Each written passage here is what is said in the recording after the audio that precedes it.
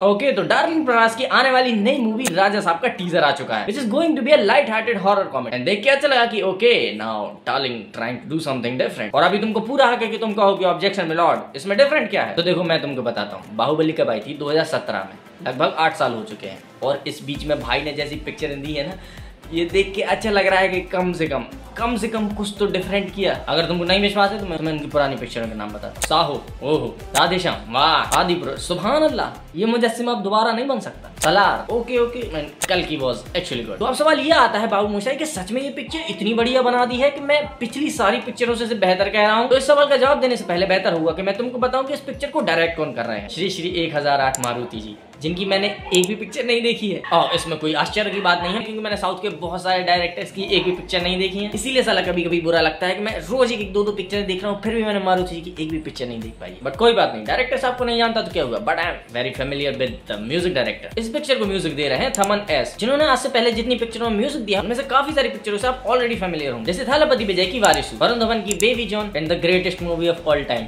डाकू महाराज, जिसका मुझको बिल्कुल भी नहीं पता कि इसमें द लॉर्ड बालाकृष्ण है। मेरे को बस इतना पता है कि इसमें आइटम नंबर किया है my all time favourite Urvashi Rautela.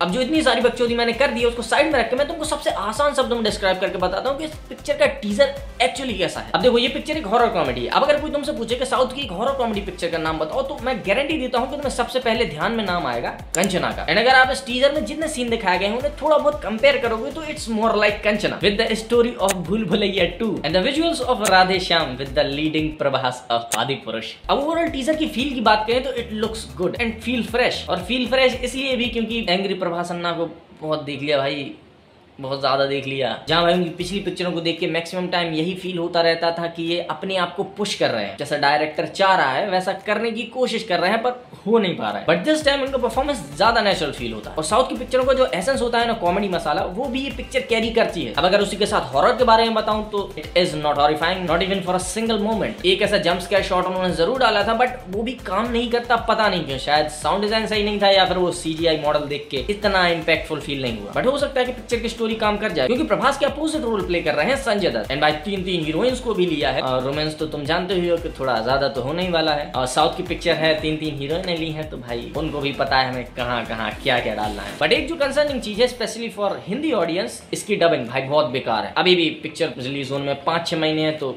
Please हो सके तो इसको बदल दो। सुनने भर से तो ऐसा प्रतीत हो रहा है कि प्रभास ने खुद ही डब किया। भाई क्यों नहीं कोई अच्छा सा वॉइस आर्टिस्ट हायर कर लेते, बिल्कुल भी सूट नहीं कर रही। कई बार तो डायलॉग भी समझ में नहीं आते। भाई तुम लूप पे चला के देखोगे ट्रेलर की क्या कहा है इसने, और अगर तुमको नहीं बिलीव हो रहा है भाई जाओ अभी चला के देखो। और सोचो 2-2.5 मिनट के टीजर में ये हाल है तो पूरी पिक्चर में आधे डायलॉग नहीं समझ में आने वाले प्रभास की आवाज में, अगर उन्हीं की आवाज ये है। अगर नहीं है तो भाई किसी और से एक बार डब करवा लो, नहीं अच्छी लग रही है उन पर बिल्कुल। बट ठीक है, ओवरऑल टीजर मेरे को बढ़िया लगा। स्टोरी के बारे में बहुत ज्यादा अंदाजा नहीं लगाया जा सकता, हो सकता है कि ये वही टिपिकल स्टोरी रखते हैं जो ऑलमोस्ट हर दूसरी साउथ की पिक्चर में होती है, या हो सकता है कि कुछ ऐसा डिफरेंट हमें दिखा दें जो एंड में हम सोचेंगे भाई मजा तो आया अभी। अब जब भी ट्रेलर आएगा तो हमें स्टोरी के बारे में और भी ज्यादा सब्सटेंस प्रोवाइड करेगा तो हम उसके बारे में और भी बात कर पाएंगे। बट फिलहाल के लिए साउथ की एक और पिक्चर का ट्रेलर आया है, धनुष की कुबेरा। एंड भाई इस पिक्चर का ट्रेलर मुझे जेन्युइनली पसंद आया। धनुष उस तरह के एक्टर हैं कि उनकी कोई भी फिल्म गिरी से गिरी पिक्चर भी उठा के देख लोगे ना तुम्हें वो भी पसंद आ जाएगी। पता नहीं बंदा कहाँ से अपनी स्किल्स सिलेक्ट करता है, जहाँ सारे एक्टर्स भाई वही भीड़ में दौड़ रहे होते हैं, धनुष भाई से अलग ही निकल जाते हैं। जहाँ इससे पहले कुबेरा का जो टीजर आया था उसमें पूरे टीजर में कोई भी डायलॉग नहीं था, सारे सीन्स चलते जा रहे थे और बैकग्राउंड में सिर्फ म्यूजिक था। तो उस टाइम पे तो मुझे समझ में भी नहीं आया कि इसके बारे में कुछ बात भी की जा सकती है। लेकिन अब जब इसका ट्रेलर आया है तो ये काफी सारी चीजें रिवील कर देता है। धनुष का कैरेक्टर पिक्चर में भी एक भिखारी हो सकता है, जैसे नागार्जुन का कैरेक्टर भाई सड़क से उठा के एक बेहतर जिंदगी देता होगा। उसके बाद जो फिल्मों में होता है कि वो गरीब भिखारी वाला कैरेक्टर भी इतना प्रोग्रेस कर जाता है कि लोगों को खटकने लगता है और वो बड़े लोगों को इस हद तक नुकसान पहुंचाने लगता है कि पॉलिटिकल पार्टीज तक उससे परेशान हो जाते हैं। मैं भाई काफी एक्साइटेड हूँ धनुष का जो फिल्म में कैरेक्टर दिखाया जा रहा है उसको देखने के लिए। और भाई साइड में काफी सारे और भी एक्टर्स हैं, फीमेल लीड का रोल प्ले कर रही है रश्मिका मंदाना, तो उम्मीद यही रहेगी कि उनके कैरेक्टर को भी कुछ